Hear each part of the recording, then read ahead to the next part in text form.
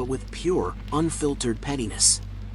Because if history teaches us anything, it's that even when you're wearing a crown, you can still act like a sulky teenager denied dessert. So, let's get comfortable. The night is quiet, the fire's low, and we're about to wander through a royal gallery of grudge holders, nitpickers, and drama enthusiasts, each convinced that personal spite was a valid political strategy. Let's begin in France, naturally. Because when it comes to royal dramatics, France rarely disappoints. Our first subject, King Louis XIV, the so-called Sun King. A man so grand he once declared, "I am the state." Which, of course, he wasn't, but he certainly tried to be.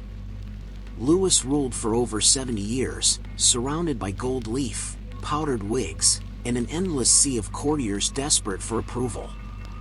He built Versailles partly to impress, but also to keep his nobles close, and by close, I mean trapped in an exhausting, glittering surveillance system where etiquette mattered more than governance. At Versailles, pettiness was policy. If you were invited to help the king put on his shirt in the morning, that was a great honor. If you were asked to hand him his wig, even better. If you weren't invited at all, your career was probably over.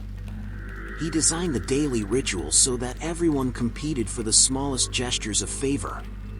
It wasn't government, it was high school with chandeliers. And Louis reveled in it.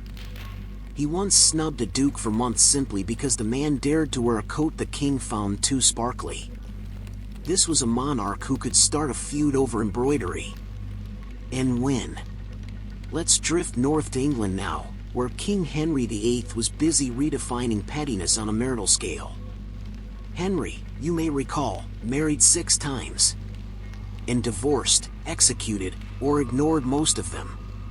His reign was less a love story, and more a long-running domestic disaster with occasional religious reform.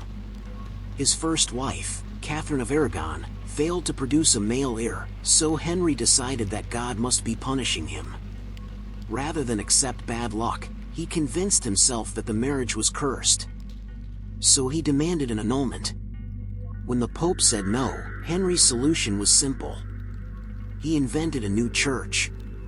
The Church of England, founded essentially because one man couldn't handle rejection. He divorced Catherine, married in Boleyn, and then, when she also failed to give him a son, accused her of witchcraft and treason. She was executed after a brief and heavily